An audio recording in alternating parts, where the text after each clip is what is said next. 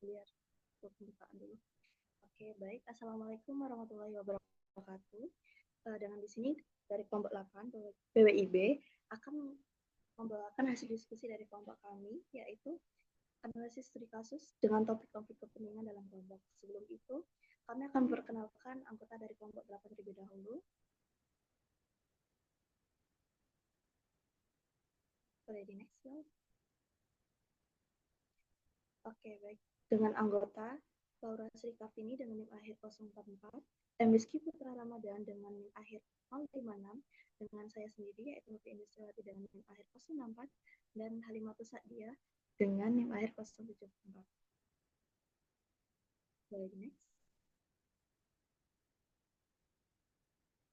Oke, sebelum itu, pengertian dari konflik kepentingan sendiri yaitu adalah situasi di mana terjadi pertentangan atau benturan kepentingan antara anggota kelompok yang memiliki kepentingan, kebutuhan, atau tujuan yang berbeda. Dalam konteks ini, konflik muncul karena perbedaan prioritas, tujuan, atau sumber daya yang ingin diperoleh oleh masing-masing individu atau subkelompok di dalam kelompok tersebut. Hal ini bisa mengganggu kerjasama dan harmoni kelompok serta memicu perselisihan yang dapat melemahkan kinerja dan stabilitas kelompok. Singkatnya saja, yaitu konflik kepentingan dalam kelompok adalah benturan kepentingan yang terjadi antar anggota kelompok sehingga dapat menghambat tujuan bersama dan menimbulkan kondisi tidak harmonis dalam kelompok tersebut.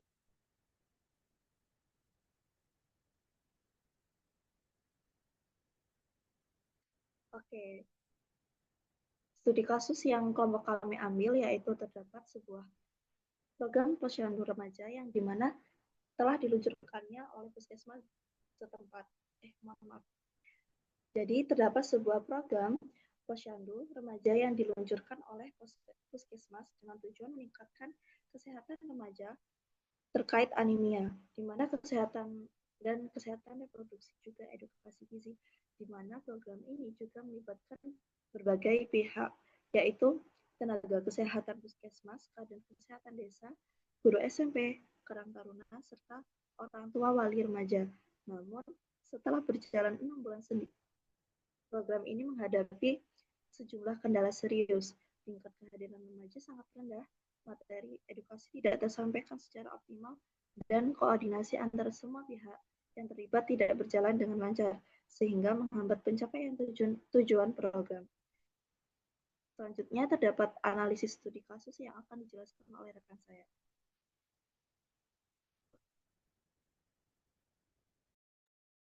Oke, jadi di sini ada jenis konflik kepentingan dari studi kasus sendiri.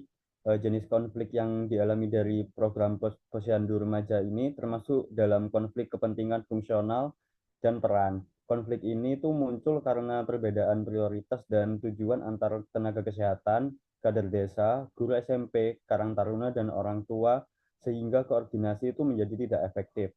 Selain itu, ada konflik peran di mana beberapa pihak itu tidak menjalankan tugas atau tanggung jawabnya itu secara maksimal. Jadi rendahnya kehadiran remaja itu juga dipengaruhi oleh faktor eksternal seperti kurangnya dukungan keluarga dan juga jadwal sekolah yang sibuk. Konflik ini tuh menyebabkan komunikasi itu menjadi terhambat dan pelaksanaan program ini itu jadi tidak maksimal. Next. Oke, selanjutnya analisis penyebab konflik kepentingan, yaitu yang pertama perbedaan tujuan. Dalam studi kasus yang tadi, puskesmas itu memiliki tujuan mencapai target program kesehatan, sementara guru itu lebih memprioritaskan kelangsungan pembelajaran akademik di sekolah. Di sisi lain, remaja dari Karang Taruna itu menginginkan kegiatan yang menyenangkan dan relevan dengan dunia mereka, sedangkan orang tua cenderung khawatir dengan materi kesehatan reproduksi yang dianggap tabu. Perbedaan tujuan tersebut membuat program tidak memiliki arah yang jelas dan disepakati bersama. Yang kedua yaitu perbedaan persepsi. tenaga kesehatan itu memandang remaja sebagai objek yang harus menerima pengetahuan tentang kesehatan. Sementara remaja sendiri mempersepsikan posyandu itu sebagai kegiatan formal dan membosankan seperti pelajaran di sekolah. Orang tuanya itu juga memiliki persepsi negatif terhadap materi kesehatan reproduksi yang dianggap tidak pantas dibahas secara terbuka. Perbedaan sudut pandang tersebut dapat menghambat terciptanya pemahaman bersama tentang kebutuhan sesungguhnya. Yang ketiga, komunikasi yang kurang baik. Jadi, dalam studi kasus tadi, selama komunikasi berjalan satu arah dari puskesmas kepada pihak lain tanpa adanya ruang dialog, tidak terbentuknya forum koordinasi rutin itu menyebabkan informasi tentang jadwal dan materi tidak tersampaikan dengan baik. Akibatnya, setiap pihak bekerja berdasarkan informasi yang tidak lengkap dan tidak terkoordinasi. Yang keempat, yaitu perbedaan status dan peran. Eh, Terdapat hierarki yang kaku di mana tenaga kesehatan itu dipandang sebagai pemegang otoritas tertinggi, sementara remaja itu hanya dianggap sebagai peserta pasif yang harus mengikuti program. Guru itu merasa tidak memiliki tanggung jawab penuh terhadap program tersebut. Jadi ketidaksetaraan tersebut menghambat partisipasi aktif dari semua pihak. Bisa di next.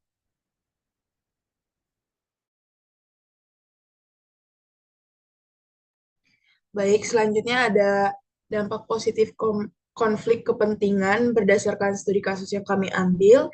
Yang pertama adalah memicu perbaikan program secara menyeluruh. Konflik ini dapat menjadi pengingat bahwa program yang sedang dijalankan itu tidak berjalan dengan baik-baik saja.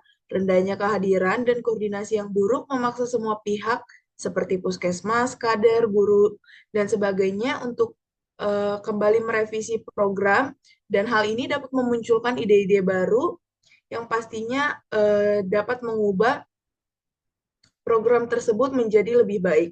Yang kedua, memperjelas pembagian tugas dan tanggung jawab. Kendala koordinasi yang tidak lancar memicu kebutuhan untuk mendefinisikan ulang peran-peran dari masing-masing pihak untuk lebih tegas. Misalnya, seperti siapa yang bertanggung jawab untuk menjelaskan atau menghubungi, dan kejelasan ini akan meningkatkan efisiensi dari program tersebut. Yang ketiga, meningkatkan rasa memiliki dan keterlibatan. Ketika berbagai pihak dengan kepentingan berbeda, seperti guru, fokus yang pada akademisnya, lalu kader pada partisipasi warga, berbenturan, hal ini justru menunjukkan bahwa mereka peduli pada program yang sedang dijalankan. Konflik dapat menjadi momentum untuk melibatkan semua pihak dalam proses pemecahan masalah. Dengan merasa didengarkan dan kontribusinya dihargai, setiap pihak akan memiliki rasa kepemilikan yang lebih besar terhadap program yang dijalankan, yang pada akhirnya akan mendorong keterlibatan yang lebih aktif dan sukarela.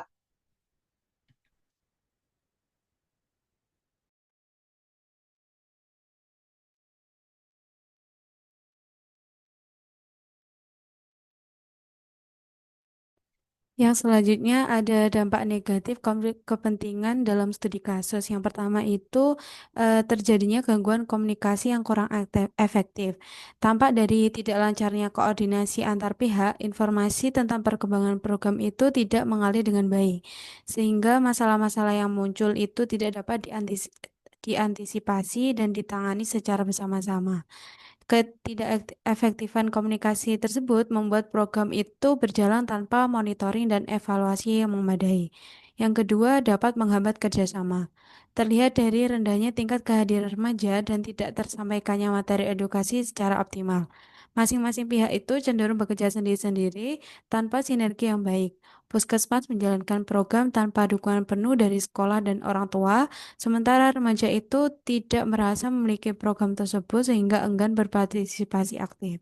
Yang ketiga, dapat meningkatnya ketegangan emosional yang dirasakan oleh semua pihak yang terlibat. Contohnya, tenaga kesehatan merasa frustasi karena target program itu tidak tercapai. Sementara remaja itu kecewa karena kebutuhan mereka tidak didengar. Orang tua pun menjadi resah dengan materi yang disampaikan, dan guru itu merasa terbebani dengan tambahan tugas di luar tanggung jawab mengajar.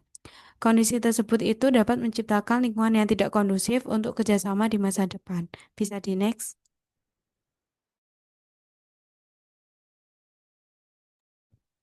Selanjutnya di sini ada rekomendasi dari kami dari studi kasus sendiri. Jadi dengan meningkatkan sosialisasi yang lebih intensif itu dan menarik dengan tujuan remaja tertarik untuk hadir, misalnya dengan melibatkan aktivitas yang lebih interaktif dan sesuai minat mereka. Selanjutnya itu materi itu dapat lebih diedukasi, harus disesuaikan dengan bahasa dan gaya yang mudah dipahami, serta dapat dikemas secara menarik agar pesan tersampaikan dengan efektif. Selain itu juga penting memperkuat koordinasi antar semua pihak melalui pertemuan rutin dan komunikasi yang lebih jelas, seperti membentuk tim koordinasi kecil yang bertugas memastikan peran masing-masing berjalan lancar. Next.